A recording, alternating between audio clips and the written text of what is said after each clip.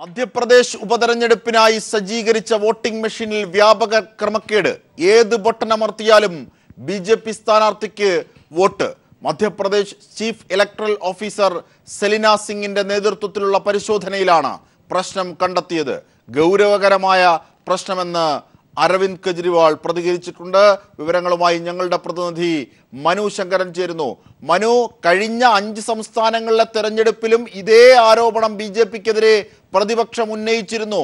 മധ്യപ്രദേശിൽ അത് സ്ഥിരീകരിക്കുകയാണോ? അത്തരത്തിലേക്ക് വളരെ ഗൗരവമായ ചർച്ചയിലേക്ക് പോകേണ്ടതല്ലേ ഈ വിഷയം? എന്തൊക്കെയാണ് ഇവിടുത്തെ മധ്യപ്രദേശിലെ വിശദാംശങ്ങൾ? അജിംഷാദ്, ഏപ്രിൽ 7 മധ്യപ്രദേശിലെ ഉപതെരഞ്ഞെടുപ്പ്. ഈ ഉപതെരഞ്ഞെടുപ്പിന് മുന്നോടിയായി വോട്ടിംഗ് മെഷീനിൽ പരിശോധന നടത്താനെത്തിയ ചീഫ് ഇലക്ടറൽ ഓഫീസർ സലീന സിംഗിന്റെ നേതൃത്വത്തിലുള്ള സംഘമാണ് ഇത്തരമൊരു കൃത്യമായ അപാകത കണ്ടെത്തിയിരിക്കുന്നത്. മാധ്യമപ്രവർത്തകരുടെ അടക്കം സാന്നിധ്യത്തിലാണ് വോട്ടിംഗ് മെഷീനിൽ പരിശോധന നടത്തിയത്. എന്നാൽ സലീന സിംഗ് ചീഫ് ഇലക്ടറൽ ഓഫീസറാണ് മധ്യപ്രദേശിൻ്റെത്.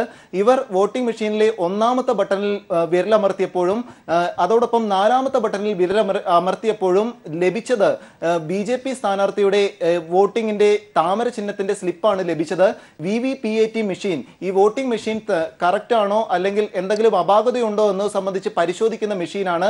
ഈ മെഷീൻ ഈ വോട്ടിംഗ് മെഷീനുമായി ഘടിപ്പിച്ച് നടത്തിയ പരിശോധനയിലാണ് ബിജെപി സ്ഥാനാർത്ഥിക്ക് നേരെയുള്ള ബട്ടണിലും അതോടൊപ്പം സമാജ്വാദി പാർട്ടി സ്ഥാനാർത്ഥിയുടെ ബട്ടണിലും വിരലമർത്തുമ്പോഴും ഇരു വ്യക്തികളുടെ വോട്ടിംഗ് ബട്ടണിൽ വിരലമർത്തുമ്പോഴും ബിജെപി സ്ഥാനാർത്ഥിയുടെ തന്നെ പേപ്പർ റെസിപ്റ്റ് ലഭിക്കുന്നു എന്നതാണ് ശ്രദ്ധേയമായി ഇപ്പോൾ കാണുന്നത്. ഇതുമായി ബന്ധപ്പെട്ട് സെലീന സിംഗ് ഇതിനുശേഷം മാധ്യമങ്ങൾ മുമ്പാകെ വ്യക്തമാക്കിയത് ഈ മെഷീൻ പൂർണ്ണമായി പ്രവർത്തന സജ്ജമായിട്ടില്ല, അതിനാൽ ഉണ്ടായ തകരാറ് എന്നാണ് സലീന സിംഗ് നൽകുന്ന വിശദീകരണം. മാധ്യമങ്ങൾ ഇത് വാർത്തയാക്കരുത് എന്നൊരു താക്കീതും ചീഫ് ഇലക്ടറൽ ഓഫീസർ തന്നെ നൽകുകയുണ്ടായി. എന്തായാലും വിഷയത്തിൽ കേന്ദ്ര തെരഞ്ഞെടുപ്പ് കമ്മീഷൻ അടിയന്തരമായി അന്വേഷണത്തിന് ഉത്തരവിട്ടിട്ടുണ്ട്. വലിയൊരു വീഴ്ച സംഭവിച്ചു എന്നാണ് വിവിധ രാഷ്ട്രീയ നേതാക്കൾ ഇക്കാര്യത്തിൽ വ്യക്തമാക്കുന്നത്. ദില്ലി മുഖ്യമന്ത്രി അരവിന്ദ് കെജ്രിവാൾ തന്നെ ഇക്കാര്യത്തിൽ കൃത്യമായ അന്വേഷണം വേണമെന്ന് ആവശ്യപ്പെട്ടിട്ടുണ്ട്. ഇതിന് പിന്നാലെയാണ് തെരഞ്ഞെടുപ്പ് കമ്മീഷൻ ഇപ്പോൾ അന്വേഷണത്തിന് ഉത്തരവിട്ടിരിക്കുന്നത്. ഇന്ന് വൈകുന്നേരത്തിന് മുമ്പായി തന്നെ എന്ത് സംഭവിച്ചു, വോട്ടിംഗ് മെഷീനിൽ എന്തെങ്കിലും കൃത്രിമമായ അപാകതകൾ ഉണ്ടായിരുന്നോ എന്ന് സംബന്ധിച്ച് വിശദീകരണം നൽകണമെന്നാണ് കേന്ദ്ര തെരഞ്ഞെടുപ്പ് കമ്മീഷൻ ഈ മധ്യപ്രദേശ് ചീഫ് ഇലക്ടറൽ ഓഫീസറോട് ആവശ്യപ്പെട്ടിരിക്കുന്നത്. നിലവിൽ എന്തായാലും ഉത്തർപ്രദേശ് തെരഞ്ഞെടുപ്പ് ഫലം വന്നതിന് തൊട്ട് പിന്നാലെ തന്നെ വലിയ വോട്ടിംഗ് മെഷീനിൽ തകരാറുകൾ ഉണ്ടായിരുന്നു, അല്ലെങ്കിൽ ഒരു കൃത്യമായ നിയന്ത്രണം, ഈ ആസൂത്രിതമായ ഒരു നിയന്ത്രണവും അപാകതയും വോട്ടിംഗ് മെഷീനിൽ ഉണ്ടായിരുന്നു എന്ന ആരോപണം ശക്തമായിരുന്നു. മായാവതി അടക്കമുള്ള നേതാക്കൾ ഇത് ഉന്നയിക്കുകയും ചെയ്തിരുന്നു. ഇതിന് പിന്നാലെയാണ് മധ്യപ്രദേശ് ഉപതെരഞ്ഞെടുപ്പിന് മുന്നോടിയായി വോട്ടിംഗ് മെഷീനിൽ ചീഫ് ഇലക്ടറൽ ഓഫീസർ തന്നെ നടത്തിയ പരിശോധനയിൽ കൃത്യമായ അപാകതകൾ കണ്ടെത്തിയിരിക്കുന്നത്. ഏത് ബട്ടൺ അമർത്തിയാലും ബിജെപി സ്ഥാനാർത്ഥിയുടെ ഈ പേപ്പർ റെസിപ്റ്റ് ആണ് ലഭിക്കുന്നത് എന്നതാണ് ശ്രദ്ധേയം. ഇതിൽ കൃത്യമായി മെഷീൻ പൂർണ്ണ സജ്ജമല്ലായിരുന്നു എന്ന വിശദീകരണമാണ് ചീഫ് ഇലക്ടറൽ ഓഫീസർ ഇക്കാര്യത്തിൽ നൽകുന്നത്. അജിംഷാ, തീർച്ചയായും മനു, അതായത് മായാവതി അടക്കം രാജ്യസഭയിലും ലോക്സഭയിലും പ്രതിപക്ഷ പാർട്ടികൾ ഇത്തരത്തിലൊരു ആവശ്യം 5 സംസ്ഥാനങ്ങളിലെ തെരഞ്ഞെടുപ്പ് ഫലവുമായി ബന്ധപ്പെട്ട് ഉന്നയിച്ചതാണ്. ഈ സാഹചര്യത്തിലാണ് മധ്യപ്രദേശിലെ ഈ സ്ഥിരീകരണം കൂടി പുറത്തെത്തുന്നത്. ഇത് കേവലമായ സാങ്കേതികമായ ഒരു പിഴവ് പരിഹരിക്കാനാകുന്നത് എന്നതിലേക്കാണോ കാര്യങ്ങൾ വിരൽ ചൂണ്ടുന്നത്? പ്രത്യേകിച്ച് അരവിന്ദ് കെജ്രിവാളിനെ പോലെ മുൻ ഉദ്യോഗസ്ഥ പാരമ്പര്യം ഉണ്ടായിരുന്ന ഒരു രാഷ്ട്രീയ നേതാവ് എന്നുള്ള നിലയിൽ അരവിന്ദ് കെജ്രിവാൾ ഇതേ സംബന്ധിച്ച് എന്തൊക്കെയാണ് പ്രതികരിച്ചിരിക്കുന്നത്? അതൊക്കെ കൂടി മനു. തീർച്ചയായും രാഷ്ട്രീയ തലത്തിൽ വലിയ പ്രതികരണങ്ങൾ ഉണ്ടായിരിക്കുന്നു. ഈ കൃത്രിമമായ ഒരു ക്രമക്കേട് വോട്ടിംഗ് മെഷീനിൽ ഉണ്ടായിരുന്നു. ഇതിന്റെ മറ്റൊരു തെളിവാണ് മധ്യപ്രദേശിൽ ഇപ്പോൾ വ്യക്തമാകുന്നത് എന്നാണ് അരവിന്ദ് കെജ്രിവാൾ അടക്കമുള്ള നേതാക്കൾ ആരോപിക്കുന്നത്. കോൺഗ്രസ് നേതാക്കളും ഇക്കാര്യത്തിൽ പ്രതികരണവുമായി രംഗത്തെത്തിയിട്ടുണ്ട്. കൃത്രിമമായ ഇടപെടൽ വോട്ടിംഗ് മെഷീനുകളിലും തെരഞ്ഞെടുപ്പുകളിലും ഉണ്ടായിരുന്നു എന്നതിന്റെ തെളിയിക്കുന്നതിന്റെ മറ്റൊരു ഉദാഹരണമാണ് മധ്യപ്രദേശിൽ ഉണ്ടായിരിക്കുന്നത് എന്നാണ് വിവിധ കോൺഗ്രസ് നേതാക്കളും ആരോപിക്കുന്നത്. ഇതിനെ തുടർന്നാണ് തെരഞ്ഞെടുപ്പ് കമ്മീഷൻ കൃത്യമായി ഇന്ന് വൈകുന്നേരത്തിനുള്ളിൽ വിശദീകരണം നൽകണമെന്ന് ചീഫ് ഇലക്ടറൽ ഓഫീസറോട് ആവശ്യപ്പെടുകയും ചെയ്തിരിക്കുന്നത്. നിലവിൽ എന്തായാലും മധ്യപ്രദേശിലെ ചീഫ് ഇലക്ടറൽ ഓഫീസറായിരുന്ന സൽന സിംഗിന്റെ നേതൃത്വത്തിലുള്ള ഉദ്യോഗസ്ഥരാണ് ഈ വോട്ടിംഗ് മെഷീനിൽ പരിശോധന നടത്തിയത്. പക്ഷേ ഈ പരിശോധന നടത്തുന്ന വേളയിൽ ഏത് ബട്ടൺ അമർത്തിയാലും അതിൽ ബിജെപി സ്ഥാനാർത്ഥിയുടെ റെസിപ്റ്റ് ഈ മെഷീനുമായി ഘടിപ്പിച്ച യന്ത്രത്തിലൂടെ ലഭിച്ചു എന്നതാണ് ശ്രദ്ധേയമാകുന്നത്. ഇത് ഒരു മെഷീനിൽ നിന്ന് മാത്രമാണോ ഈ രീതിയിലുള്ള പിഴവെത്തിയത്? അതോ പരിശോധിക്കപ്പെട്ട എല്ലാ മെഷീനുകളും ഇത്തരത്തിലാണോ രേഖപ്പെടുത്തിയത്? മനു, ഇതിൽ ഇപ്പോൾ മനസ്സിലാക്കുന്നത് ഈ ഒരു മെഷീനിൽ നിന്ന് മാത്രമാണ് ഇത്തരം ഒരു കൃത്രിമമായ ക്രമക്കേട് കണ്ടെത്തിയിരിക്കുന്നത് എന്നാണ് മനസ്സിലാക്കുന്നത്. ഈ ഉപതെരഞ്ഞെടുപ്പ് നടക്കുന്ന മണ്ഡലത്തിൽ മാധ്യമപ്രവർത്തകർക്കൊപ്പമാണ് തെരഞ്ഞെടുപ്പ് ചുമതലയുണ്ടായിരുന്ന ചീഫ് ഇലക്ടറൽ ഓഫീസർ പരിശോധനയ്ക്ക് എത്തിയത്. ഇതിനുശേഷം ഈ സജ്ജമാക്കിയിരുന്ന മെഷീനിൽ പരിശോധന നടത്തവെയാണ് ഇത്തരം ഒരു അപാകത കണ്ടെത്തിയിരിക്കുന്നത്. VVPAT മെഷീൻ ഘടിപ്പിച്ചാണ് ഈ ഇലക്ട്രിക് മെഷീനുമായി ഘടിപ്പിച്ചാണ് ഇത്തരം ഒരു പരിശോധന നടത്തിയത്. പക്ഷേ പരിശോധന നടത്തുന്ന വേളയിൽ ഏത് ബട്ടൺ അമർത്തുമ്പോഴും BJP സ്ഥാനാർത്ഥിയുടെ റെസിപ്റ്റ് ലഭിക്കുന്നു എന്നതാണ് ശ്രദ്ധേയമാകുന്നത്. ഇതിലാണ് ആശയക്കുഴപ്പം നേരിട്ടത്. എന്തായാലും ഇതിൽ വിശദീകരണം സലീന സിംഗ് നൽകുന്നത് ഒരു പൂർണ്ണമായ സജ്ജമായിരുന്നില്ല മെഷീൻ, അതിനാലാണ് ഇത്തരം ഒരു അപാകത സംഭവിച്ചത്. അതിനാൽ ഈ വാർത്ത റിപ്പോർട്ട് ചെയ്യരുത് എന്നൊരു നിർദ്ദേശമാണ് തെരഞ്ഞെടുപ്പ് ചുമതലയുണ്ടായിരുന്ന സലീന സിംഗ് മുന്നോട്ട് വെച്ചത്. പക്ഷേ കേന്ദ്ര തെരഞ്ഞെടുപ്പ് കമ്മീഷൻ ഇപ്പോൾ കൃത്യമായി ഈ കാര്യത്തിൽ ഇന്ന് വൈകുന്നേരത്തിനുള്ളിൽ വിശദീകരണം നൽകണം എന്ന് ആവശ്യപ്പെട്ടിരിക്കുകയാണ് അജിംഷാദ്. തീർച്ചയായും മനു ശങ്കറിനാണ് വിവരങ്ങൾ നൽകിയത്. വളരെ ഗൗരവമായ സാഹചര്യം. മധ്യപ്രദേശിൽ ഉപതെരഞ്ഞെടുപ്പിനായി സജ്ജീകരിച്ച വോട്ടിംഗ് മെഷീനിൽ വ്യാപകമായി ക്രമക്കേടാണ് കണ്ടെത്തിയത്. അതായത് ഏത് ബട്ടൺ അമർത്തിയാലും BJP സ്ഥാനാർത്ഥിക്ക് വോട്ട് ലഭിക്കുന്ന രീതിയിലാണ് മെഷീൻ ചിട്ടപ്പെടുത്തിയത്.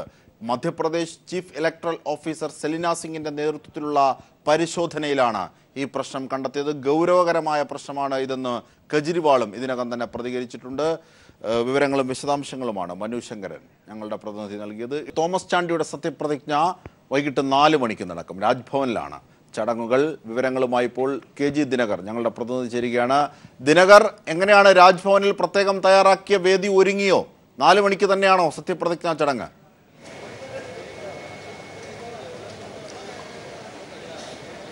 അജിംഷാദ്, തോമസ് ചാണ്ടി മന്ത്രിയായി സത്യപ്രതിജ്ഞ ചെയ്യുന്നതിനുള്ള സമയം ആയി കഴിഞ്ഞിരിക്കുന്നു. 4 മണിക്ക് ആണ് സത്യപ്രതിജ്ഞാ ചടങ്ങ് രാജ്ഭവനിൽ നടക്കുക. എല്ലാ ഒരുക്കങ്ങളും ഇവിടെ പൂർത്തിയായി കഴിഞ്ഞിരിക്കുന്നു. ഏതാണ്ട് 3:15 ശേഷം അദ്ദേഹത്തിൻ്റെ വസതിയിൽ നിന്നും രാജ്ഭവനിലേക്ക് എത്തിച്ചേരും. 3:30 എത്തിച്ചേരുമെന്നാണ് നമുക്ക് മനസ്സിലാക്കാൻ കഴിയുന്നത്.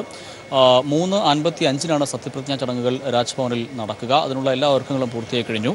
3:55 നിയുക്ത മന്ത്രി എത്തിച്ചേർന്നതായി ചീഫ് സെക്രട്ടറി 3:55 ഗവർണർ എത്തുമ്പോൾ ഗവർണറെ ചീഫ് സെക്രട്ടറി സ്വീകരിക്കും. തുടർന്ന് നിയുക്ത മന്ത്രി ചീഫ് സെക്രട്ടറി ഗവർണറെ അറിയിക്കും. ഇതിനുശേഷമായിരിക്കും സത്യപ്രതിജ്ഞാ ചടങ്ങുകൾ ദേശീയ ഗാനത്തോടുകൂടി സത്യപ്രതിജ്ഞാ ചടങ്ങുകൾ ആരംഭിക്കുക. ഏതാണ്ട് 5 മിനിറ്റ് മാത്രമായിരിക്കും സത്യപ്രതിജ്ഞാ ചടങ്ങുകൾ നീണ്ടു നിൽക്കുക.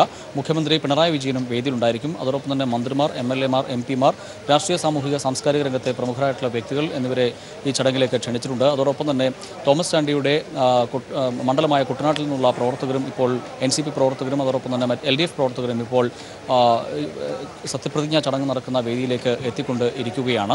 കേവലം 5 മിനിറ്റ് മാത്രമായിരിക്കും ചടങ്ങുകൾ നീണ്ടു നിൽക്കുക. അതിനുശേഷം ഗവർണർ മന്ത്രിക്ക് വിരുന്ന് നൽകുകയും ചെയ്യും. അന്ന് 5:00 അദ്ദേഹത്തിൻ്റെ വാർത്താ സമ്മേളനവും പ്രസ് ക്ലബ്ബിൽ വിളിച്ചു ചേർത്തിട്ടുണ്ട്. AK ശശീന്ദ്രൻ രാജിവെച്ച ഒഴിവിലാണ് ഇപ്പോൾ ഫോൺ വിവാദത്തെ തുടർന്ന് AK ശശീന്ദ്രൻ രാജിവെച്ച പശ്ചാത്തലത്തിലാണ് NCPയുടെ 2ാമത്തെ MLA ആയ തോമസ് ചാണ്ടി മന്ത്രിയാക്കാൻ NCP നേതൃത്വം തീരുമാനിച്ചത്. കഴിഞ്ഞ ദിവസം ചേർന്ന LDFും ആ തീരുമാനത്തിന് അനുമതി നൽകുകയായിരുന്നു. ഇതേ തുടർന്നാണ് അദ്ദേഹം മന്ത്രി പദവിയിലേക്ക് 4 മണി. തീർച്ചയായും ദിനകറാണ് വിശദാംശങ്ങൾ നൽകി വന്നത്. രാജ്ഭവനിൽ അല്പസമയത്തിനകം ഏതാണ്ട് 1 മണിക്കൂറിനുള്ളിൽ തോമസ് ചാണ്ടി മന്ത്രിയായി സത്യപ്രതിജ്ഞ ചെയ്യും. AK ശശീന്ദ്രൻ രാജിവെച്ച ഒഴിവിലേക്കാണ് NCPയുടെ മന്ത്രിയായി തോമസ് ചാണ്ടി എത്തുന്നത്. കുട്ടനാട്ടിൽ നിന്നുള്ള MLA ആണ് തോമസ് ചാണ്ടി. ഇന്ന് വൈകിട്ട് 4 മണി, അതായത് ഏതാണ്ട് 3/4 മണിക്കൂറുകൾക്കുള്ളിൽ തോമസ് ചാണ്ടി സത്യപ്രതിജ്ഞ ചെയ്യും. ഇതിൻ്റെയൊക്കെ വിവരങ്ങളാണ് ദിനകർ നൽകി വന്നത്. മറ്റു വാർത്തകളിലേക്ക് പോകാം. ഹണി ട്രാപ്പ് വിവാദത്തിൽ പരാതിക്കാരിൽ നിന്നും പ്രത്യേക അന്വേഷണ സംഘം ഇന്നും മൊഴിയെടുക്കും. കഴിഞ്ഞ ദിവസമാണ് കേസിൽ ചാനൽ മേധാവി അജിത് കുമാർ അടക്കം 9 പേർക്കെതിരെ FIR രജിസ്റ്റർ ചെയ്തത്. വരും ദിവസങ്ങളിലാകും പ്രതികളുടെ ചോദ്യം ചെയ്യൽ. കഴിഞ്ഞ ദിവസമാണ് മുൻമന്ത്രി AK ശശീന്ദ്രനെ കുടുക്കിയ ഹണി ട്രാപ്പ് കേസിൽ പ്രത്യേക അന്വേഷണ സംഘം FIR രജിസ്റ്റർ ചെയ്തത്. പരാതിക്കാരിൽ ഒരാളായ അഭിഭാഷകയിൽ നിന്നും സംഘം മൊഴിയെടുത്തിരുന്നു. ഇന്നും മറ്റു പരാതിക്കാരിൽ നിന്നും മൊഴിയെടുക്കൽ തുടരും. സംഘം ചാനൽ മേധാവി അജിത് കുമാർ അടക്കം 9 പേർക്കെതിരെയാണ് ജാമ്യമില്ലാ വകുപ്പുകൾ പ്രകാരം കേസെടുത്തിരിക്കുന്നത്. വരും ദിവസങ്ങളിലാകും പ്രതികളുടെ ചോദ്യം ചെയ്യൽ. അജിത് കുമാറിന് പുറമെ എഡിറ്റോറിയൽ ടീം അംഗങ്ങൾ, വാർത്താ അവതാരകർ, ഹണി ട്രാപ്പിൽ പങ്കാളിയായ മാധ്യമപ്രവർത്തക എന്നിവരും പ്രതിപ്പട്ടികയിലുണ്ട്. ഗൂഢാലോചന, IT നിയമം, ദൃശ്യമാധ്യമ ദുരുപയോഗം എന്നീ കുറ്റങ്ങളാണ് പ്രതികൾക്കെതിരെ ചുമത്തിയിരിക്കുന്നത്. വ്യാജരേഖ ചമയ്ക്കലും അന്വേഷണ സംഘം പരിശോധിക്കുന്നുണ്ട്. ഇതിലും കേസെടുക്കുമെന്നാണ് സൂചന. ക്രൈംബ്രാഞ്ച് ഐ ജി ദിനേശ് കശ്യപിന്റെ മേൽനോട്ടത്തിൽ ഹൈടെക് സെൽ ഡിവൈഎസ്പി ബിജുമോന്റെ നേതൃത്വത്തിലുള്ള സംഘമാണ് കേസന്വേഷിക്കുന്നത്. ലഭിച്ച പരാതികളിൽ വിശദമായ പരിശോധന നടത്തി അടിയന്തരമായി തുടർ നടപടികൾ സ്വീകരിക്കാനാണ് അന്വേഷണ സംഘത്തിനുള്ള സർക്കാർ നിർദ്ദേശം. News bureau, Thiruvananthapuram. കോൺഗ്രസിൽ വിശ്വാസമില്ലാത്തതുകൊണ്ടാണ് ലീഗ് SDPI വെൽഫെയർ പാർട്ടികളുമായി കൂട്ടുകെട്ടുണ്ടാക്കിയതെന്ന് LDF. മലപ്പുറം ഉപതെരഞ്ഞെടുപ്പിൽ സംസ്ഥാന ഭരണവും വിലയിരുത്തുമെന്ന കോടിയേരിയുടെ പ്രസ്താവനയിൽ തെറ്റില്ലെന്നും LDF നേതാക്കൾ മലപ്പുറത്ത് നടത്തിയ വാർത്താ സമ്മേളനത്തിൽ പറഞ്ഞു. മലപ്പുറത്ത് വർഗീയ ധ്രുവീകരണത്തിനുള്ള തീവ്രമായ ശ്രമം നടക്കുന്നതായാണ് LDF വിലയിരുത്തൽ. ലീഗിന്റെ SDPI വെൽഫെയർ പാർട്ടി ബന്ധം ഇതിന് തെളിവാണ്. കോൺഗ്രസിൽ വിശ്വാസമില്ലാത്തതുകൊണ്ടാണ് ആപത്കരമായ ഈ കൂട്ടുകെട്ടിന് ലീഗ് തയ്യാറായതെന്നും CPIM കേന്ദ്ര കമ്മിറ്റി അംഗം A. വിജയരാഘവൻ പറഞ്ഞു. മുസ്ലിം തീവ്രവാദ സംഘടനകളിൽ നിന്നും മുസ്ലിം മതമൗലികതാവാദികളിൽ നിന്ന് ലഭ്യമാക്കുക എന്ന ഈ നിലപാട് കോൺഗ്രസിലുള്ളവരുടെ വിശ്വാസരാഹിത്യത്തിൻ്റെ ഏറ്റവും വലിയ പ്രകടനമാണ്. അപ്പോൾ സ്വാഭാവികമായിട്ടും ഇവിടെ വ്യക്തമാക്കപ്പെടേണ്ട ചില പ്രശ്നങ്ങളുണ്ട്. ഇപ്പോൾ ഇതുവരെ സ്ഥാനാർത്ഥി എന്നുള്ള നിലയിൽ ലീഗ് കുഞ്ഞാലിക്കുട്ടിയൊന്നും ഈ SDPIയും പിന്നെ വെൽഫെയർ പാർട്ടിയും അവർക്ക് നൽകുന്ന പിന്തുണയോടുള്ള ഒരു പ്രതികരണം നടത്തിയിട്ടില്ല. ഇതുപയോഗിച്ച് BJP തീവ്രവർഗീയതയാണ് മലപ്പുറത്ത് പ്രചരിപ്പിക്കുന്നത്. ലീഗുമായി LDF ഒത്തുതീർപ്പുണ്ടാക്കിയെന്ന BJP പ്രചാരണം ലീഗിനെ സഹായിക്കാനാണ്. വികസനവും RSS നിലപാടും ചർച്ച ചെയ്യാതിരിക്കാനുള്ള ബോധപൂർവമായ ശ്രമം UDF നടത്തുന്നു. തെരഞ്ഞെടുപ്പിൽ സംസ്ഥാന ഭരണവും വിലയിരുത്തുമെന്ന കോടിയേരിയുടെ നിലപാടിൽ മാറ്റമില്ലെന്നും വിജയരാഘവൻ വ്യക്തമാക്കി. തോൽക്കാത്ത ലീഗ് നേതാക്കൾ മലപ്പുറത്തില്ല. കുഞ്ഞാലിക്കുട്ടിയുടെ നോമിനേഷൻ പ്രശ്നത്തിൽ തെരഞ്ഞെടുപ്പിന് ശേഷം നിയമപരമായ ഇടപെടൽ നടത്തുമെന്നും LDF നേതാക്കൾ അറിയിച്ചു. മലപ്പുറത്തിന്റെ മതനിരപേക്ഷത സംരക്ഷിക്കാൻ വോട്ടർമാർ തയ്യാറാവണമെന്നും LDF നേതാക്കൾ ആവശ്യപ്പെട്ടു.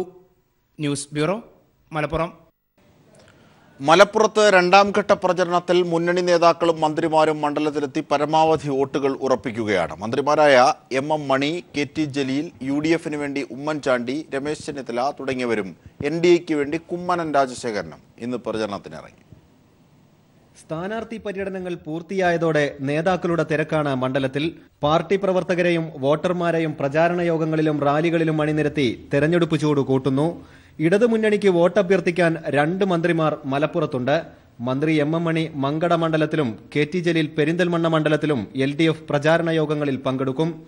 മന്ത്രി G. സുധാകരൻ, NCP അധ്യക്ഷൻ ഉഴവൂർ വിജയൻ തുടങ്ങിയവർ നാളെ എത്തും. ഇന്ന് മലപ്പുറം മണ്ഡലത്തിലാണ് MB ഫൈസലിന്റെ പര്യടനം. UDFനായി രമേശ് ചെന്നിത്തല, MM ഹസൻ, ഉമ്മൻചാണ്ടി തുടങ്ങിയവർ ഇന്നും മണ്ഡലത്തിലുണ്ടാവും. BJP അധ്യക്ഷൻ കുമ്മനം രാജശേഖരൻ NDA പ്രചാരണ യോഗങ്ങളിൽ പങ്കെടുക്കുന്നുണ്ട്. വേങ്ങര മണ്ഡലത്തിലാണ് NDA സ്ഥാനാർത്ഥി അഡ്വക്കേറ്റ് ശ്രീപ്രകാശ് വോട്ട് തേടുന്നത്. News bureau, Malappuram. കേരളത്തിലെ ഏറ്റവും വലിയ ശുദ്ധജല തടാകമായ ശാസ്താംകോട്ട തടാകവും വറ്റിവരളുകയാണ്. കഴിഞ്ഞ 5 വർഷത്തിനിടയിൽ തടാകത്തിന്റെ 27% കരപ്രദേശമായി മാറിയത്. പഠന റിപ്പോർട്ടുകളാണ് ഇത് സൂചിപ്പിക്കുന്നത്. കടുത്ത വരൾച്ച കാരണം ശാസ്താംകോട്ട തടാകത്തിൽ നിന്നും കൊല്ലം ജില്ലയിലേക്കുള്ള കുടിവെള്ള പമ്പിങ്ങും ഭാഗികമായി നിർത്തിവച്ചിരിക്കുകയാണ്.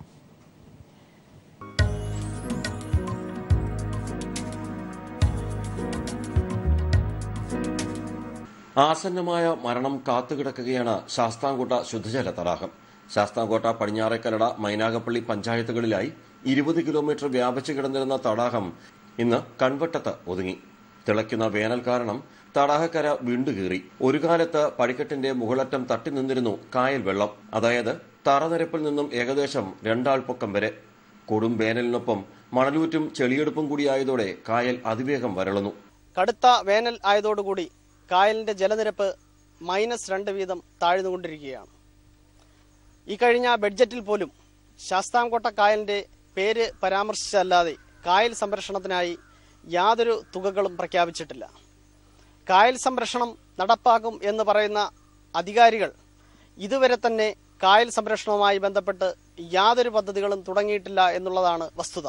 കഴിഞ്ഞ വർഷത്തെ ഗൂഗിൾ മാപ്പ് 2011 നിന്നും 2016 എത്തിയപ്പോൾ കായൽ 27% കുറഞ്ഞു. ജലസേചന വകുപ്പിന്റെ കണക്ക് പ്രകാരം ദിവസേന 3 കോടി ലിറ്റർ വെള്ളമാണ് ശാസ്താംകോട്ട തടാകത്തിൽ നിന്നും കൊല്ലം ജില്ലയിലെ വിവിധ സ്ഥലങ്ങളിൽ എത്തിച്ചിരുന്നത്. ഇന്നതിന്റെ നേർപകുതിയായി. ചെറുമരങ്ങളും മറ്റും വെച്ചുപിടിപ്പിച്ച് തടാക സംരക്ഷണത്തിനുള്ള ശ്രമങ്ങളും ഒരു ഭാഗത്ത് നടക്കുന്നു. അതേസമയം തടാക സംരക്ഷണത്തിനുള്ള കേന്ദ്ര പദ്ധതികൾ ഇപ്പോഴും ഫയലിൽ ഉറങ്ങുന്നു. രാജ്കുമാർ, ന്യൂസ് ബ്യൂറോ, കൊല്ലം. മറ്റു വാർത്തകളിലേക്ക്. ജേക്കബ് തോമസിനെതിരെ മുൻ ചീഫ് സെക്രട്ടറി SM വിജയാനന്ദന്റെ റിപ്പോർട്ട്. സ്വത്ത് വിവരം മറച്ചുവെച്ചു, ഡ്രഡ്ജർ ഇടപാടിൽ വീഴ്ച പറ്റി തുടങ്ങിയ ആരോപണങ്ങളാണ് റിപ്പോർട്ടിലുള്ളത്. ചീഫ് സെക്രട്ടറി സ്ഥാനത്ത് നിന്ന് വിരമിക്കുന്നതിന് ഒരാഴ്ച മുൻപാണ് SM വിജയാനന്ദ് റിപ്പോർട്ട് AGക്ക് കൈമാറിയത്. പ്രധാനമായും ജേക്കബ് തോമസുമായി ബന്ധപ്പെട്ട് ഹൈക്കോടതിയിലുള്ള 2 കേസുകളിലാണ് AG ചോദിച്ച വിശദീകരണത്തിന് മറുപടി നൽകിയിരിക്കുന്നത്. തമിഴ്നാട്ടിൽ ഭൂമി വാങ്ങിയത് മറച്ചുവെച്ചു എന്നതാണ് ഒന്ന്. ജേക്കബ് തോമസ് ഡയറക്ടറായ സ്വകാര്യ കമ്പനിയുടെ പേരിൽ 52 ഏക്കർ ഭൂമി വാങ്ങിയെന്നും ഇത് മറച്ചുവെച്ചുവെന്നുമാണ് SM വിജയാനന്ദ് നൽകിയ റിപ്പോർട്ടിൽ ചൂണ്ടിക്കാട്ടിയിട്ടുള്ളത്. സ്വത്തുവിവരം മറച്ചുവെച്ചത് ഗുരുതരമായ വീഴ്ചയാണ്. ഇക്കാര്യത്തിൽ കൂടുതൽ അന്വേഷണം വേണമെന്നും റിപ്പോർട്ടിൽ ആവശ്യപ്പെട്ടിട്ടുണ്ട്. തുറമുഖ വകുപ്പ് ഡയറക്ടറായിരിക്കെ ഡ്രഡ്ജർ വാങ്ങിയതിൽ ക്രമക്കേട് നടന്നു എന്നാണ് റിപ്പോർട്ടിലെ മറ്റൊരു പരാമർശം. ധനകാര്യ പരിശോധനാ വിഭാഗത്തിന്റെ കണ്ടെത്തലുകളും റിപ്പോർട്ടിൽ ചൂണ്ടിക്കാട്ടിയിട്ടുണ്ട്. ഇക്കാര്യത്തിലും കൂടുതൽ പരിശോധനകൾ വേണമെന്നും SM വിജയാനന്ദ് ആവശ്യപ്പെട്ടിട്ടുണ്ട്. News bureau, Thiruvananthapuram. വിജിലൻസ് ഡയറക്ടറെ മാറ്റാൻ പാർട്ടി ആവശ്യപ്പെട്ടിട്ടില്ലെന്ന് കോടിയേരി ബാലകൃഷ്ണൻ. സർക്കാർ കാര്യങ്ങളിൽ പാർട്ടി ഇടപെടാറില്ല. മാധ്യമപ്രവർത്തനം എങ്ങനെയെന്ന് തീരുമാനിക്കേണ്ടത് മാധ്യമപ്രവർത്തകർ തന്നെയാണെന്നും കോടിയേരി പറഞ്ഞു. ഹൈക്കോടതിയിൽ നിന്ന് ഉണ്ടായിട്ടുള്ള വിലയിരുത്തലുകളും നിഗമനങ്ങളും സ്വാഭാവികമായിട്ടും ഗവൺമെൻറ് പരിശോധനയ്ക്ക് വിധേയമാക്കും. പരിസ്ഥിതിക്കിണങ്ങുന്ന കെട്ടിടങ്ങളായിരിക്കണം മൂന്നാറിൽ ഉണ്ടാക്കേണ്ടത്. അതിനനുസരിച്ച് കൊണ്ടൊരു നിയമനിർമ്മാണം നടത്താൻ ഗവൺമെൻറ് തയ്യാറാണ്. വിജിലൻസ് ഡയറക്ടറെ മാറ്റിയതിൽ ദുരൂഹതയെന്ന് രമേശ് ചെന്നിത്തല. വിജിലൻസ് ഡയറക്ടറുടെ ചുമതല DGPക്ക് നൽകിയ കീഴ്വഴക്കം ഇതുവരെ ഇല്ലാത്തതാണെന്നും ചെന്നിത്തല പ്രതികരിച്ചു. വിജിലൻസ് ഡയറക്ടർ ജേക്കബ് തോമസിനെ മാറ്റിയതിൽ നിഗൂഢതകൾ ഉണ്ട് എന്നുള്ളതാണ് യാഥാർത്ഥ്യം. ഗവൺമെന്റിന്റെ കൊട്ടിഘോഷിച്ചുകൊണ്ടുവന്ന അഴിമതി വിരുദ്ധ മുഖം ഇന്ന് എവിടെ പോയിരിക്കുന്നു? കോൺഗ്രസിലെ സംഘടനാ തെരഞ്ഞെടുപ്പ് ഡിസംബർ 31-നകം പൂർത്തിയാക്കുമെന്ന് K മുരളീധരൻ. ഗ്രൂപ്പ് നോക്കാതെയും പ്രശ്നങ്ങൾ ഇല്ലാതെയും ആയിരിക്കും സംഘടനാ തെരഞ്ഞെടുപ്പെന്നും മുരളീധരൻ മലപ്പുറത്ത് പറഞ്ഞു. അതിലൊന്നും അതിന് പ്രത്യേകിച്ചൊരു ഗ്രൂപ്പായിട്ട് ഞങ്ങൾ കാണുന്നില്ല. ഞങ്ങളെക്കുറിച്ച് പരാതി ജനാധിപത്യം ഇല്ലാന്നാണല്ലോ. കുട്ടികൾ വളരെ ഭംഗിയായിട്ട് ഇലക്ഷൻ നടത്തി, നല്ല മിടുക്കരായിട്ടുള്ള കുട്ടികൾ തലപ്പത്ത് വന്നു. ഇനി അവരുടെ നേതൃത്വത്തിൽ അതിശക്തമായ സമരം വിദ്യാഭ്യാസ നയത്തിന് LDF സർക്കാരിൻ്റെയും കേന്ദ്ര സർക്കാരിൻ്റെയും വിദ്യാഭ്യാസ നയങ്ങൾക്കെതിരെ അതിശക്തമായ രീതിയിൽ KSUവിൻ്റെ സമരങ്ങളും മറ്റ് സമരപരിപാടികളും ഉണ്ടാകും. ഇതാ ഞങ്ങൾ കാണിക്കാൻ പോവാം. ഞങ്ങൾക്ക് ഡിസംബർ 31-ാം തീയതിക്ക് മുമ്പ് ഞങ്ങളുടെ ഇലക്ഷനും പൂർത്തിയായി. SPT അടക്കം 5 അനുബന്ധ ബാങ്കുകൾ ലയിച്ചതിന് പിന്നാലെ SBI നിബന്ധനകൾ കടുപ്പിച്ചു. മിനിമം ബാലൻസ് സൂക്ഷിച്ചില്ലെങ്കിൽ ഉപഭോക്താക്കളിൽ നിന്ന് പിഴ ഈടാക്കും. SPT ഉപഭോക്താക്കൾക്കും അക്കൗണ്ടിൽ മിനിമം ബാലൻസ് ഉറപ്പാക്കണം. ഗ്രാമപ്രദേശങ്ങളിൽ 1000 രൂപയും നഗരങ്ങളിൽ 3000 രൂപയും അർദ്ധനഗരങ്ങളിൽ 2000 രൂപയും മെട്രോ നഗരങ്ങളിൽ 5000 രൂപയുമാണ് ബാങ്ക് അക്കൗണ്ടുകളിൽ സൂക്ഷിക്കേണ്ട മിനിമം തുക. നിശ്ചിത തുക അക്കൗണ്ടിലില്ലെങ്കിൽ ഓരോ തവണയും 20 മുതൽ 100 രൂപ വരെ പിഴ ഈടാക്കുമെന്ന് SBI അറിയിച്ചു. SBT അടക്കം SBI ലയിച്ച 5 അനുബന്ധ ബാങ്ക് ഉപഭോക്താക്കളും ഈ മിനിമം തുക ഇനി മുതൽ നിലനിർത്തണം. ജൻധൻ അക്കൗണ്ടുകളും ATMകളുടെയും പ്രവർത്തന ചെലവ് കണ്ടെത്താനാണ് മിനിമം ബാലൻസ് നിർബന്ധമാക്കിയത് എന്നാണ് SBIയുടെ അവകാശവാദം. 3 തവണയിൽ കൂടുതൽ പണമടച്ചാലോ പരിധിയിൽ കൂടുതൽ ATM ഇടപാട് നടത്തിയാലോ പണം ഈടാക്കും. കഴിഞ്ഞ വർഷം 11,000 കോടി രൂപയായിരുന്നു SBI ലാഭം. ഇതിനു പുറമെയുള്ള പിഴ ഈടാക്കൽ നിർത്തലാക്കണമെന്ന് all India bank employees association ആരോപിച്ചു. News bureau, Delhi. പുതിയ സാമ്പത്തിക വർഷം കേന്ദ്ര സർക്കാർ പ്രഖ്യാപിച്ച സാമ്പത്തിക മാറ്റങ്ങൾ പ്രാബല്യത്തിൽ. 2 ലക്ഷത്തിന് മുകളിലുള്ള പണമിടപാടുകൾ ഇനി ബാങ്കുകൾ വഴി മാത്രമാകും. ഉൽപ്പന്നങ്ങളുടെ പുതുക്കിയ വിലയും നിലവിൽ വന്നു. നിരവധി സാമ്പത്തിക മാറ്റങ്ങളാണ് പുതിയ സാമ്പത്തിക വർഷം രാജ്യത്ത് പ്രാബല്യത്തിൽ എത്തിയത്. ബാങ്കിംഗ്, ഇൻഷുറൻസ്, ആദായ നികുതി മേഖലകളിൽ സമഗ്ര മാറ്റങ്ങളാണ് വന്നിരിക്കുന്നത്. 2 ലക്ഷത്തിന് മുകളിലുള്ള പണമിടപാടുകൾ ഇന്നു മുതൽ ബാങ്കുകൾ വഴി മാത്രമാകും. കൂടുതൽ തുക ഇൻഷുറൻസ് പ്രീമിയത്തിനായി നൽകേണ്ടിവരും. വാഹനങ്ങളുടെ തേർഡ് പാർട്ടി ഇൻഷുറൻസ് തുകയും വർദ്ധിക്കും. 2017-18 ബഡ്ജറ്റിൽ പ്രഖ്യാപിച്ച നികുതി പരിഷ്കാരങ്ങൾ അനുസരിച്ച് ഉൽപ്പന്നങ്ങളുടെ പുതുക്കിയ വിലയും പ്രാബല്യത്തിൽ വന്നു. സിഗരറ്റ്, പാൻ മസാല, ബീഡി, അണ്ടിപ്പരിപ്പ്, അലുമിനിയം ഉൽപ്പന്നങ്ങൾ, പുകയില, ഇറക്കുമതി ചെയ്ത മൊബൈൽ ഫോൺ എന്നിവയുടെ വില കൂടും. അതേസമയം റെയിൽവേ ടിക്കറ്റ്, ഗൃഹനിർമ്മാണ സാമഗ്രികൾ, LED ലൈറ്റ്, LNG ജനറേറ്ററുകൾ, ബയോഗ്യാസ് പ്ലാന്റ് ഉപകരണങ്ങൾ, കാറ്റിൽ നിന്നുള്ള വൈദ്യുതി ഉപകരണങ്ങൾ, സോളാർ സെൽ, നൈലോൺ മത്സ്യബന്ധന വില എന്നിവയ്ക്ക് ഇന്നു മുതൽ വില കുറയും. News desk. സുപ്രീം കോടതി വിധി നടപ്പാക്കുന്നതോടെ സംസ്ഥാനത്ത് ഇനി 179 ബിവറേജ് ഔട്ട്ലെറ്റുകളും 29 കൺസ്യൂമർ ഫെഡിന്റെ മദ്യഷോപ്പുകളും മാത്രമായിരിക്കും തുറന്ന് പ്രവർത്തിക്കുക. അതേസമയം ദേശീയ സംസ്ഥാന പാതയോരത്തെ ബാറുകൾക്കും ബീർ വൈൻ പാർലറുകൾക്കും സുപ്രീം കോടതി വിധി ബാധകമാകുന്നതിലൂടെ ഈ ഇനത്തിൽ 530-ലധികം മദ്യശാലകൾക്കാണ് താഴ്വീഴുക. ദേശീയ സംസ്ഥാന പാതയോരത്തെ മദ്യവിൽപ്പനശാലകൾ അടച്ചുപൂട്ടണമെന്ന ഡിസംബർ 15 സുപ്രീം കോടതി വിധി നടപ്പാക്കുന്നതിലൂടെ ബിവറേജ് കോർപ്പറേഷന്റെയും കൺസ്യൂമർ ഫെഡിന്റെയും നല്ലൊരു ശതമാനം മദ്യവിൽപ്പനശാലകൾക്കാണ് താഴ്വീണിരിക്കുന്നത്. സംസ്ഥാനത്ത് എക്സൈസ് വർഷം മാർച്ച് 31 അവസാനിച്ചതോടെ സുപ്രീം കോടതി വിധി നടപ്പാവുകയാണ്. സംസ്ഥാനത്ത് ഏപ്രിൽ 1 ഡ്രൈ ഡേ ആണ്. 2-ാം തീയതി ഞായറാഴ്ച ആകുമ്പോൾ ബിക്കോയുടെ ആകെയുള്ള 270-ൽ 179 ഔട്ട്ലെറ്റുകൾ മാത്രമേ തുറന്നു പ്രവർത്തിക്കാൻ ആവുകയുള്ളൂ. എന്നാൽ വിധി വന്ന ശേഷം ബിക്കോയുടെ മാത്രമാണ് അവർക്ക് ഇതുവരേക്കായി മാറ്റി സ്ഥാപിക്കാനായത്. ഇങ്ങനെ നോക്കുമ്പോൾ ബിവറേജസ് കോർപ്പറേഷന്റെ കീഴിലുള്ള 144 ഔട്ട്ലെറ്റുകൾക്ക് താഴ്വീഴും. കൺസ്യൂമർ ഫെഡ് 29-ൽ 20 മദ്യശാലകൾ മാറ്റി സ്ഥാപിച്ചു. ബാക്കിയുള്ള 9 മദ്യവിൽപ്പനശാലകൾ മാറ്റിയില്ലെങ്കിൽ പൂട്ടണം. സുപ്രീം കോടതി വിധി പാതയോരത്തെ ബാറുകൾക്കും ബിയർ വൈൻ പാർലറുകൾക്കും ബാധകമായതോടെ 500-ലധികം ബിയർ ആൻഡ് വൈൻ പാർലറുകൾക്ക് തുറന്നു പ്രവർത്തിക്കാനാവില്ല. 31 5 സ്റ്റാർ ബാറുകളിൽ 20 എണ്ണവും ഉത്തരവിലൂടെ അടച്ചിടണം. കള്ള് ഷാപ്പുകൾക്കും വിധി ബാധകമാക്കിയിട്ടുണ്ട്. സുപ്രീം കോടതി വിധി നടപ്പാകുന്നതോടെ കൂടുതൽ ഔട്ട്ലെറ്റുകൾക്കായിരിക്കും താഴ്വീഴുക. അതോടൊപ്പം തന്നെ ബിയർ വൈൻ പാർലറുകളും കൂടുതലായി പൂട്ടും. ഇത് വലിയ രീതിയിലുള്ള പ്രശ്നങ്ങളായിരിക്കും സംസ്ഥാനത്ത് സൃഷ്ടിക്കുക. ക്യാമറാമാൻ ദേവദത്തിനൊപ്പം സുനിൽ അരിമാനൂർ. മദ്യശാലകൾ സംബന്ധിച്ച സുപ്രീം കോടതി വിധി നടപ്പിലാക്കുമെന്ന് എക്സൈസ് മന്ത്രി ജി സുധാകരൻ. വ്യാജമദ്യത്തിന്റെ വിപണനം വ്യാപകമാകുമോ എന്ന ആശങ്കയും മന്ത്രി പങ്കുവച്ചു. സ്റ്റേറ്റ് എന്താ ചെയ്യുക? വിധി നടപ്പിലാക്കുക, അല്ല എന്താ ചെയ്യുക? അപ്പീൽ പോകണമെന്നൊന്നും ചർച്ചയൊന്നും എൻ്റെ സ്ഥാനത്ത് നടന്നിട്ടില്ല. ഞാൻ ചർച്ചയ്ക്ക് മുൻകൈ എടുത്തിട്ടില്ല. അതൊക്കെ പോകണോ വേണ്ട എന്ന് എക്സൈസ് വകുപ്പിലെ മേലുദ്യോഗസ്ഥന്മാരും അതിൻ്റെ സെക്രട്ടറി ഉണ്ട്, അതുപോലെ അവരെ ആലോചിച്ച് വരട്ടെ. അത്രേ ഉള്ളൂ. റെക്കോർഡുകൾ തകർത്ത് മമ്മൂട്ടി ചിത്രം ഗ്രേറ്റ് ഫാദർ. ആദ്യ ദിവസം തന്നെ ചിത്രം നേടിയത് 4.31 കോടി രൂപ. പുലിമുരുകന്റെ റെക്കോർഡാണ് ഗ്രേറ്റ് ഫാദർ തിരുത്തിയത്. ചിത്രത്തിന്റെ സഹനിർമ്മാതാവും നടനുമായ പൃഥ്വിരാജാണ് ഇക്കാര്യം ഫേസ്ബുക്കിലൂടെ പോസ്റ്റ് ചെയ്തത്. റിലീസ് ദിവസം തന്നെ റെക്കോർഡ് നേട്ടവുമായാണ് മെഗാസ്റ്റാർ മമ്മൂട്ടിയുടെ ദ ഗ്രേറ്റ് ഫാദർ തിയേറ്ററുകളിൽ പ്രദർശനം തുടരുന്നത്. ആദ്യ ദിനം തന്നെ ഗ്രേറ്റ് ഫാദർ നേടിയത് 4.31 കോടി രൂപയുടെ കളക്ഷൻ. മലയാള സിനിമയിലെ എക്കാലത്തെയും ആദ്യദിന റെക്കോർഡ് കളക്ഷൻ നേട്ടമാണ് ഇത്. നിർമ്മാതാവ് പൃഥ്വിരാജ് തന്നെയാണ് സിനിമയുടെ വൻ വിജയത്തിന്റെ സന്തോഷം ആരാധകരുമായി പങ്കുവച്ചത്. തന്റെ ഫേസ്ബുക്ക് പോസ്റ്റിലൂടെയാണ് പൃഥ്വിരാജ് റെക്കോർഡ് കളക്ഷൻ പുറത്തുവിട്ടതും. ഇതോടെ പുലിമുരുകന്റെ റെക്കോർഡ് നേട്ടമാണ് ഗ്രേറ്റ് ഫാദർ തകർത്തത്. 4.05 കോടിയായിരുന്നു പുലിമുരുകന്റെ ആദ്യ ദിനത്തിലെ കളക്ഷൻ. സംസ്ഥാനത്തെ 202 തിയേറ്ററുകളിലും കേരളത്തിന് പുറത്ത് 150ഓളം തിയേറ്ററുകളിലുമാണ് ഗ്രേറ്റ് ഫാദർ പ്രദർശനം തുടരുന്നത്.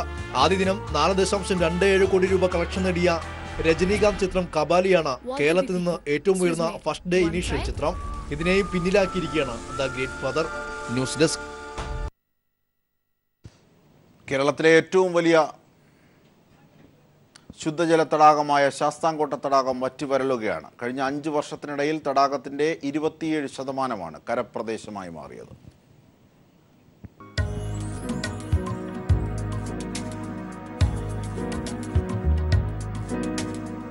ആസന്നമായ മരണം കാത്തുകിടക്കുകയാണ് ശാസ്താംകോട്ട ശുദ്ധജല തടാകം. ശാസ്താംകോട്ട പടിഞ്ഞാറേക്കല്ലട മൈനാഗപ്പള്ളി പഞ്ചായത്തുകളിലായി 20 കിലോമീറ്റർ വ്യാപിച്ചു കിടന്നിരുന്ന തടാകം ഇന്ന് കൺവട്ടത്ത് ഒതുങ്ങി. തിളയ്ക്കുന്ന വേനൽ കാരണം തടാകക്കര വിണ്ടുകീറി. ഒരു കാലത്ത് പടിക്കെട്ടിന്റെ മുകളറ്റം തട്ടി നിന്നിരുന്നു കായൽ വെള്ളം. അതായത് തറനിരപ്പിൽ നിന്നും ഏകദേശം 2 ആൾ പൊക്കം വരെ. കൊടും വേനലിനൊപ്പം മണലൂറ്റും ചെളിയെടുപ്പും കൂടിയായതോടെ കായൽ അതിവേഗം വരളുന്നു. കടുത്ത വേനൽ ആയതോടുകൂടി കായലിന്റെ ജലനിരപ്പ് -2 വീതം താഴ്ന്നുകൊണ്ടിരിക്കുകയാണ്. ഈ കഴിഞ്ഞ ബഡ്ജറ്റിൽ പോലും ശാസ്താംകോട്ട കായലിന്റെ പേര് പരാമർശിച്ചല്ലാതെ കായൽ സംരക്ഷണത്തിനായി യാതൊരു തുകകളും പ്രഖ്യാപിച്ചിട്ടില്ല. കായൽ സംരക്ഷണം നടപ്പാക്കും എന്ന് പറയുന്ന അധികാരികൾ ഇതുവരെ തന്നെ കായൽ സംരക്ഷണവുമായി ബന്ധപ്പെട്ട് യാതൊരു പദ്ധതികളും തുടങ്ങിയിട്ടില്ല എന്നുള്ളതാണ് വസ്തുത. കഴിഞ്ഞ വർഷത്തെ ഗൂഗിൾ മാപ്പ് 2011 നിന്നും 2016 എത്തിയപ്പോൾ കായൽ 27% കുറഞ്ഞു.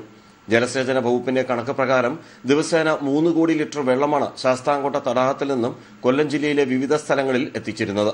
ഇന്നതിന്റെ നേർപകുതിയായി. ചെറുമരങ്ങളും മറ്റും വെച്ചുപിടിപ്പിച്ച് തടാക സംരക്ഷണത്തിനുള്ള ശ്രമങ്ങളും ഒരു ഭാഗത്ത് നടക്കുന്നു. അതേസമയം തടാക സംരക്ഷണത്തിനുള്ള കേന്ദ്ര പദ്ധതികൾ ഇപ്പോഴും ഫയലിൽ ഉറങ്ങുന്നു.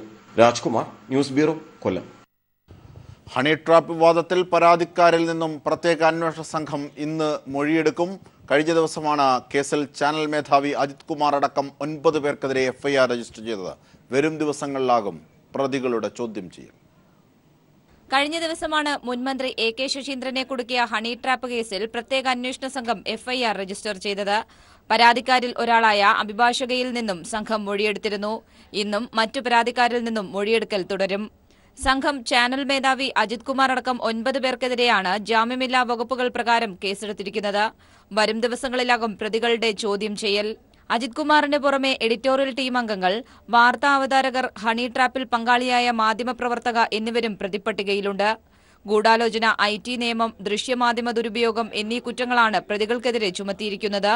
വ്യാജരേഖ ചമയ്ക്കലും അന്വേഷണ സംഘം പരിശോധിക്കുന്നുണ്ട്. ഇതിലും കേസെടുക്കുമെന്നാണ് സൂചന. ക്രൈംബ്രാഞ്ച് IG ദിനേശ് കശ്യപിന്റെ മേൽനോട്ടത്തിൽ ഹൈടെക് സെൽ DYSP ബിജുമോന്റെ നേതൃത്വത്തിലുള്ള സംഘമാണ് കേസ് അന്വേഷിക്കുന്നത്. ലഭിച്ച പരാതികളിൽ വിശദമായ പരിശോധന നടത്തി അടിയന്തരമായി തുടർ നടപടികൾ സ്വീകരിക്കാനാണ് അന്വേഷണ സംഘത്തിനുള്ള സർക്കാർ നിർദ്ദേശം. News bureau, Thiruvananthapuram. കോൺഗ്രസിൽ വിശ്വാസമില്ലാത്തതുകൊണ്ടാണ് ലീഗ് SDPI വെൽഫെയർ പാർട്ടികളുമായി കൂട്ടുകെട്ടുണ്ടാക്കിയതെന്ന് LDF.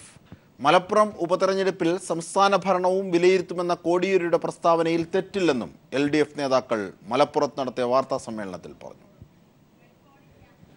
മലപ്പുറത്ത് വർഗീയ ധ്രുവീകരണത്തിനുള്ള തീവ്രമായ ശ്രമം നടക്കുന്നതായാണ് LDF വിലയിരുത്തൽ. ലീഗിന്റെ SDPI വെൽഫെയർ പാർട്ടി ബന്ധം ഇതിന് തെളിവാണ്. കോൺഗ്രസിൽ വിശ്വാസമില്ലാത്തതുകൊണ്ടാണ് ആപത്കരമായ ഈ കൂട്ടുകെട്ടിന് ലീഗ് തയ്യാറായതെന്നും CPIM കേന്ദ്ര കമ്മിറ്റി അംഗം A. വിജയരാഘവൻ പറഞ്ഞു. മുസ്ലിം തീവ്രവാദ സംഘടനകളിൽ നിന്നും മുസ്ലിം മതമൗലികതാവാദികളിൽ നിന്നും ലഭ്യമാക്കുക എന്ന ഈ നിലപാട് കോൺഗ്രസ്സിലുള്ളവരുടെ വിശ്വാസരാഹിത്യത്തിൻ്റെ ഏറ്റവും വലിയ പ്രകടനമാണ്. അപ്പോൾ സ്വാഭാവികമായിട്ടും ഇവിടെ വ്യക്തമാക്കപ്പെടേണ്ട ചില പ്രശ്നങ്ങളുണ്ട്. ഇപ്പോൾ ഇതുവരെ സ്ഥാനാർത്ഥി എന്നുള്ള നിലയിൽ ലീഗ് കുഞ്ഞാലിക്കുട്ടിയൊന്നും ഈ SDPIയും പിന്നെ വെൽഫെയർ പാർട്ടിയും അവർക്ക് നൽകുന്ന പിന്തുണയോടുള്ള ഒരു പ്രതികരണം നടത്തിയിട്ടില്ല. ഇതുപയോഗിച്ച് BJP തീവ്രവർഗീയതയാണ് മലപ്പുറത്ത് പ്രചരിപ്പിക്കുന്നത്. ലീഗുമായി LDF ഒത്തുതീർപ്പുണ്ടാക്കിയെന്ന BJP പ്രചാരണം ലീഗിനെ സഹായിക്കാനാണ്. വികസനവും RSS നിലപാടും ചർച്ച ചെയ്യാതിരിക്കാനുള്ള ബോധപൂർവമായ ശ്രമം UDF നടത്തുന്നു. തെരഞ്ഞെടുപ്പിൽ സംസ്ഥാന ഭരണവും വിലയിരുത്തുമെന്ന കോടിയേരിയുടെ നിലപാടിൽ മാറ്റമില്ലെന്നും വിജയരാഘവൻ വ്യക്തമാക്കി. തോൽക്കാത്ത ലീഗ് നേതാക്കൾ മലപ്പുറത്തില്ല. കുഞ്ഞാലിക്കുട്ടിയുടെ നോമിനേഷൻ പ്രശ്നത്തിൽ തെരഞ്ഞെടുപ്പിന് ശേഷം നിയമപരമായ ഇടപെടൽ നടത്തുമെന്നും LDF നേതാക്കൾ അറിയിച്ചു. മലപ്പുറത്തിന്റെ മതനിരപേക്ഷത സംരക്ഷിക്കാൻ വോട്ടർമാർ തയ്യാറാവണമെന്നും LDF നേതാക്കൾ ആവശ്യപ്പെട്ടു. News bureau, Malappuram. ജേക്കബ് തോമസിനെതിരെ മുൻ ചീഫ് സെക്രട്ടറി SM വിജയാനന്ദന്റെ റിപ്പോർട്ട്. സ്വത്തുവിവരം മറച്ചുവെച്ചു, ഡ്രഡ്ജർ ഇടപാടിൽ വീഴ്ച പറ്റി തുടങ്ങിയ ആരോപണങ്ങളാണ് റിപ്പോർട്ടിലുള്ളത്. ചീഫ് സെക്രട്ടറി സ്ഥാനത്ത് നിന്ന് വിരമിക്കുന്നതിന് ഒരാഴ്ച മുൻപാണ് SM വിജയാനന്ദ് റിപ്പോർട്ട് AGക്ക് കൈമാറിയത്. പ്രധാനമായും ജേക്കബ് തോമസുമായി ബന്ധപ്പെട്ട് ഹൈക്കോടതിയിലുള്ള 2 കേസുകളിലാണ് AG ചോദിച്ച വിശദീകരണത്തിന് മറുപടി നൽകിയിരിക്കുന്നത്. തമിഴ്നാട്ടിൽ ഭൂമി വാങ്ങിയത് മറച്ചുവെച്ചു എന്നതാണ് ഒന്ന്. ജേക്കബ് തോമസ് ഡയറക്ടറായ സ്വകാര്യ കമ്പനിയുടെ പേരിൽ 52 ഏക്കർ ഭൂമി വാങ്ങിയെന്നും ഇത് മറച്ചുവെച്ചുവെന്നുമാണ് SM വിജയാനന്ദ് നൽകിയ റിപ്പോർട്ടിൽ ചൂണ്ടിക്കാട്ടിയിട്ടുള്ളത്. സ്വത്തുവിവരം മറച്ചുവെച്ചത് ഗുരുതരമായ വീഴ്ചയാണ്. ഇക്കാര്യത്തിൽ കൂടുതൽ അന്വേഷണം വേണമെന്നും റിപ്പോർട്ടിൽ ആവശ്യപ്പെട്ടിട്ടുണ്ട്. തുറമുഖ വകുപ്പ് ഡയറക്ടറായിരിക്കെ ഡ്രഡ്ജർ വാങ്ങിയതിൽ ക്രമക്കേട് നടന്നു എന്നാണ് റിപ്പോർട്ടിലെ മറ്റൊരു പരാമർശം. ധനകാര്യ പരിശോധനാ വിഭാഗത്തിന്റെ കണ്ടെത്തലുകളും റിപ്പോർട്ടിൽ ചൂണ്ടിക്കാട്ടിയിട്ടുണ്ട്. ഇക്കാര്യത്തിലും കൂടുതൽ പരിശോധനകൾ വേണമെന്നും SM വിജയാനന്ദ് ആവശ്യപ്പെട്ടിട്ടുണ്ട്. News bureau, Thiruvananthapuram. വിജിലൻസ് ഡയറക്ടറെ മാറ്റാൻ പാർട്ടി ആവശ്യപ്പെട്ടിട്ടില്ലെന്ന് കോടിയേരി ബാലകൃഷ്ണൻ. സർക്കാർ കാര്യങ്ങളിൽ പാർട്ടി ഇടപെടാറില്ല. മാധ്യമപ്രവർത്തനം എങ്ങനെയാണ് തീരുമാനിക്കേണ്ടതെന്ന് മാധ്യമപ്രവർത്തകർ തന്നെയാണ് കണക്കാക്കേണ്ടതെന്നും കോടിയേരി പറഞ്ഞു. ഹൈക്കോടതിയിൽ നിന്ന് ഉണ്ടായിട്ടുള്ള വിലയിരുത്തലുകളും നിഗമനങ്ങളും സ്വാഭാവികമായിട്ടും ഗവൺമെൻറ് പരിശോധനയ്ക്ക് വിധേയമാക്കും. പരിസ്ഥിതിക്കിണങ്ങുന്ന കെട്ടിടങ്ങളായിരിക്കണം മൂന്നാറിൽ ഉണ്ടാക്കേണ്ടത്. അതിനനുസരിച്ച് കൊണ്ടൊരു നിയമനിർമ്മാണം നടത്താൻ ഗവൺമെൻറ് തയ്യാറാണ്. വിജിലൻസ് ഡയറക്ടറെ മാറ്റിയതിൽ ദുരൂഹതയെന്ന് രമേശ് ചെന്നിത്തല. വിജിലൻസ് ഡയറക്ടറുടെ ചുമതല DGPക്ക് നൽകിയ കീഴ്വഴക്കം ഇതുവരെ ഇല്ലാത്തതാണെന്നും ചെന്നിത്തല പ്രതികരിച്ചു. വിജിലൻസ് ഡയറക്ടർ ജേക്കബ് തോമസിനെ മാറ്റിയതിൽ നിഗൂഢതകൾ ഉണ്ട് എന്നുള്ളതാണ് യാഥാർത്ഥ്യം. ഗവൺമെന്റിന്റെ കൊട്ടിഘോഷിച്ചുകൊണ്ടുവന്ന അഴിമതി വിരുദ്ധ മുഖം ഇന്ന് എവിടെ പോയിരിക്കുന്നു? കോൺഗ്രസിലെ സംഘടനാ തെരഞ്ഞെടുപ്പ് ഡിസംബർ 31-നകം പൂർത്തീകരിക്കുമെന്ന് K. മുരളീധരൻ. ഗ്രൂപ്പ് നോക്കാതെയും പ്രശ്നങ്ങളില്ലാതെയുമായിരിക്കും സംഘടനാ തെരഞ്ഞെടുപ്പെന്നും മുരളീധരൻ മലപ്പുറത്ത് പറഞ്ഞു. അതിലൊന്നും അതിന് പ്രത്യേകിച്ചൊരു ഗ്രൂപ്പായിട്ട് ഞങ്ങൾ കാണുന്നില്ല. ഞങ്ങളെക്കുറിച്ച് പരാതി ജനാധിപത്യം ഇല്ലാന്നാണല്ലോ. കുട്ടികൾ വളരെ ഭംഗിയായിട്ട് ഇലക്ഷൻ നടത്തി, നല്ല മിടുക്കരായിട്ടുള്ള കുട്ടികൾ തലപ്പത്ത് വന്നു. ഇനി അവരുടെ നേതൃത്വത്തിൽ അതിശക്തമായ സമരം വിദ്യാഭ്യാസ നയത്തിന് LDF സർക്കാരിൻ്റെയും കേന്ദ്ര സർക്കാരിൻ്റെയും വിദ്യാഭ്യാസ നയങ്ങൾക്കെതിരെ അതിശക്തമായ രീതിയിൽ KSUവിൻ്റെ സമരങ്ങളും മറ്റ് സമരപരിപാടികളും ഉണ്ടാകും. ഇതാ ഞങ്ങൾ കാണിക്കാൻ പോവാ. ഞങ്ങൾക്ക് ഡിസംബർ 31-ാം തീയതിക്ക് മുമ്പ് ഞങ്ങളുടെ ഇലക്ഷൻ പൂർത്തിയായി. SBT അടക്കം 5 അനുബന്ധ ബാങ്കുകൾ ലയിച്ചതിന് പിന്നാലെ SBI നിബന്ധനകൾ കടുപ്പിച്ചു. മിനിമം ബാലൻസ് സൂക്ഷിച്ചില്ലെങ്കിൽ ഉപഭോക്താക്കളിൽ നിന്ന് പിഴ ഈടാക്കും. SBT ഉപഭോക്താക്കളും അക്കൗണ്ടിൽ മിനിമം ബാലൻസ് ഉറപ്പാക്കണം. ഗ്രാമപ്രദേശങ്ങളിൽ 1000 രൂപയും നഗരങ്ങളിൽ 3000 രൂപയും അർദ്ധനഗരങ്ങളിൽ 2000 രൂപയും മെട്രോ നഗരങ്ങളിൽ 5000 രൂപയുമാണ് ബാങ്ക് അക്കൗണ്ടുകളിൽ സൂക്ഷിക്കേണ്ട മിനിമം തുക. നിശ്ചിത തുക അക്കൗണ്ടിലില്ലെങ്കിൽ ഓരോ തവണയും 20 മുതൽ 100 രൂപ വരെ പിഴ ഈടാക്കുമെന്ന് SBI അറിയിച്ചു. SBT അടക്കം SBI ലയിച്ച 5 അനുബന്ധ ബാങ്ക് ഉപഭോക്താക്കളും ഈ മിനിമം തുക ഇനി മുതൽ നിലനിർത്തണം. ജൻധൻ അക്കൗണ്ടുകളും ATMകളുടെയും പ്രവർത്തന ചെലവ് കണ്ടെത്താനാണ് മിനിമം ബാലൻസ് നിർബന്ധമാക്കിയത് എന്നാണ് SBIയുടെ അവകാശവാദം. 3 തവണയിൽ കൂടുതൽ പണമടച്ചാലോ പരിധിയിൽ കൂടുതൽ ATM ഇടപാട് നടത്തിയാലോ പണം ഈടാക്കും. കഴിഞ്ഞ വർഷം 11,000 കോടി രൂപയായിരുന്നു SBI ലാഭം. ഇതിനു പുറമെയുള്ള പിഴ ഈടാക്കൽ നിർത്തലാക്കണമെന്ന് all India bank employees association ആരോപിച്ചു. News bureau, Delhi. തോമസ് ചാണ്ടിയുടെ സത്യപ്രതിജ്ഞ അല്പസമയത്തിനുള്ളിൽ രാജ്ഭവനിൽ നടക്കും. വിവരങ്ങളുമായി ഇപ്പോൾ KG ദിനകർ ചേരുകയാണ്. ദിനകർ, എന്തൊക്കെയാണ് അവിടെ നിന്നുള്ള വിവരങ്ങൾ? AK ശശീന്ദ്രൻ രാജിവെച്ച ഒഴിവിലേക്ക് NCPയുടെ തോമസ് ചാണ്ടി, കുട്ടനാട് MLA കൂടിയായ തോമസ് ചാണ്ടി മന്ത്രിയായി സത്യപ്രതിജ്ഞ ചെയ്യും. അല്പസമയത്തിനുള്ളിൽ, ഏതാനും മിനിറ്റുകൾക്കുള്ളിൽ രാജ്ഭവനിൽ പ്രത്യേകം തയ്യാറാക്കിയ വേദിയിൽ ആയിരിക്കും തോമസ് ചാണ്ടിയുടെ സത്യപ്രതിജ്ഞ നടക്കുക. സത്യപ്രതിജ്ഞാ ചടങ്ങുകൾ പുരോഗമിക്കുകയാണ്. ദിനകർ വിവരങ്ങളുമായി ഞങ്ങളുടെ പ്രതിനിധി അവിടെ നിന്നും ചേരുകയാണ്. ദിനകർ, ഒരുക്കങ്ങളൊക്കെ പൂർത്തിയായോ?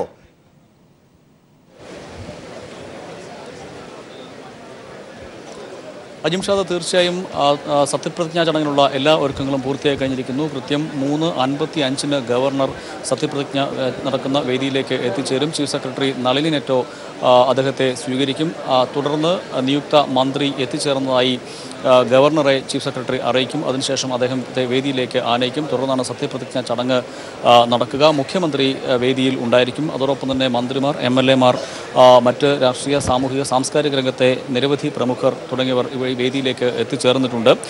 നിയുക്ത മന്ത്രിയും വേദിയിൽ എത്തിച്ചേർന്നിട്ടുണ്ട്. അദ്ദേഹവും അദ്ദേഹത്തിൻ്റെ കുടുംബാംഗങ്ങളും വേദിയിൽ ഇപ്പോൾ എത്തിക്കഴിഞ്ഞിരിക്കുന്നു. അതോടൊപ്പം തന്നെ മന്ത്രിമാരായിട്ടുള്ള കടകംപള്ളി സുരേന്ദ്രൻ, മാത്യു ടി തോമസ് തുടങ്ങിയിട്ടുള്ള ആളുകളും ഇപ്പോൾ വേദിയിൽ എത്തിക്കഴിഞ്ഞിട്ടുണ്ട്. അല്പസമയത്തിനകം മുഖ്യമന്ത്രിയും ഇവിടേക്ക് എത്തിച്ചേരും.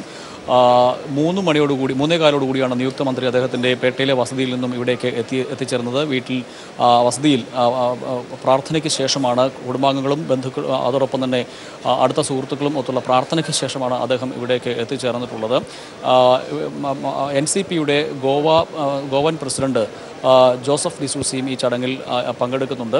ഞാൻ നേരത്തെ സൂചിപ്പിച്ചതുപോലെ എല്ലാ ഒരുക്കങ്ങളും പൂർത്തിയായി കഴിഞ്ഞിരിക്കുന്നു. 3:55 ഗവർണർ ഇവിടേക്ക് എത്തിച്ചേരും. AK ശശീന്ദ്രൻ രാജിവെച്ച ഒഴിവിലാണ് തോമസ് ചാണ്ടി മന്ത്രിയാകുന്നത്. അദ്ദേഹം 3-ാം തവണ MLA ആയപ്പോഴാണ് മന്ത്രിസ്ഥാനത്തേക്ക് എത്തിച്ചേരുന്നത്. 2006 അദ്ദേഹം കുട്ടനാട് നിന്നും ആദ്യമായി MLA തെരഞ്ഞെടുക്കപ്പെടുന്നത്. അതിനുശേഷം 2011 അദ്ദേഹം തെരഞ്ഞെടുക്കപ്പെട്ടു. 3-ാം തവണ തെരഞ്ഞെടുക്കപ്പെട്ട ശേഷം AK ശശീന്ദ്രൻ ഫോൺ വിവാദവുമായി ബന്ധപ്പെട്ടുകൊണ്ട് രാജിവെക്കുന്ന ഒരു പശ്ചാത്തലത്തിലാണ് അദ്ദേഹം മന്ത്രിസ്ഥാനത്തേക്ക് എത്തുന്നത്. അദ്ദേഹം പ്രമുഖ വ്യവസായി കൂടിയാണ്. 1985 ആണ് അദ്ദേഹം കുവൈറ്റിൽ എത്തുന്നത്. അതോടൊപ്പം തന്നെ പിന്നീട് അദ്ദേഹം 10 വർഷക്കാലം വിവിധ കമ്പനികളിൽ ജോലി ചെയ്തു. അതിനുശേഷം അദ്ദേഹം സ്വന്തമായി വിദ്യാഭ്യാസ സ്ഥാപനങ്ങൾ സ്ഥാപിക്കുകയും അതോടൊപ്പം തന്നെ പിന്നീട് നിരവധിയായിട്ടുള്ള വ്യവസായ സ്ഥാപനങ്ങളും അദ്ദേഹത്തിന് തുടങ്ങാൻ കഴിഞ്ഞു. ഇപ്പോൾ വേദിയിലേക്ക് നിരവധി ആളുകൾ എത്തിക്കൊണ്ടിരിക്കുന്ന കാഴ്ചയാണ് നമുക്ക് കാണാൻ കഴിയുന്നത്.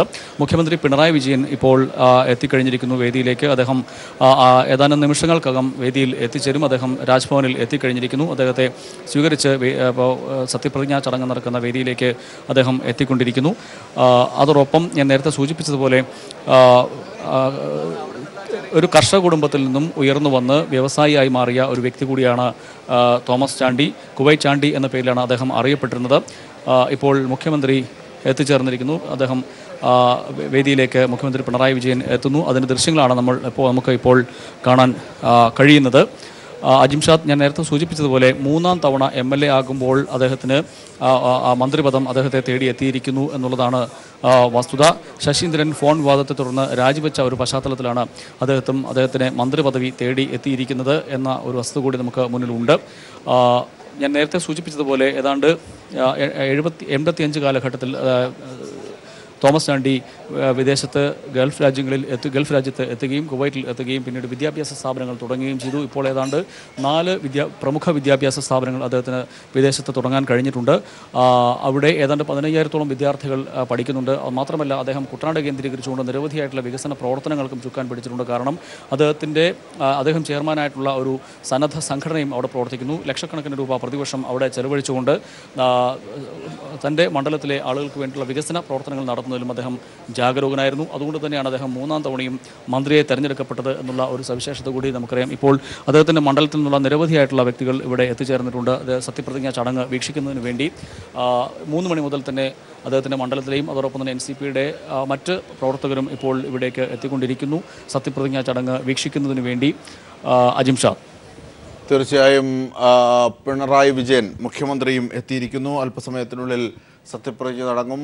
തികഞ്ഞ ആത്മവിശ്വാസത്തോടെയാണ് മന്ത്രിസ്ഥാനം ഏറ്റെടുക്കാൻ ഇറങ്ങുന്നതെന്ന് നിയുക്ത മന്ത്രി തോമസ് ചാണ്ടി പറഞ്ഞു. KSRTCയെ കരകയറ്റാൻ തോമസ് ചാണ്ടിക്ക് കഴിയുമെന്ന് AK ശശീന്ദ്രനും ആശംസിച്ചു. കഴിഞ്ഞ ബഡ്ജറ്റിൽ ധനകാര്യ വകുപ്പ് മന്ത്രി തന്നെ 3000 കോടി രൂപയുടെ ഒരു സ്പെഷ്യൽ പാക്കേജിനാണ് അംഗീകാരം നൽകിയിട്ടുള്ളത്. അങ്ങനെയല്ലേ, ഞങ്ങൾ കൂട്ടായ പ്രവർത്തനമാണ്, ഒറ്റപ്പെട്ട പ്രവർത്തനമല്ല. അദ്ദേഹത്തിൽ നിന്ന് ഇപ്പോൾ എനിക്കൊരു സന്തോഷ വാർത്ത കിട്ടി. തീർച്ചയായും നിങ്ങൾക്കിത് KSRTCയെ കരകയറ്റാൻ സാധിക്കും. അതിനുള്ള ബേസൊക്കെ ഇട്ടിട്ടാണ് അദ്ദേഹം സ്ഥാനം ഒഴിയുന്നത്. 3000 കോടി രൂപ വകയിരുത്തിയിട്ടുണ്ട്. അതുപോലെ തന്നെ എക്സ്പേർട്സിനെ ഇതിൻ്റെ മാനേജ്മെൻറ്റ് രംഗത്തേക്ക് കൊണ്ടുവരിക.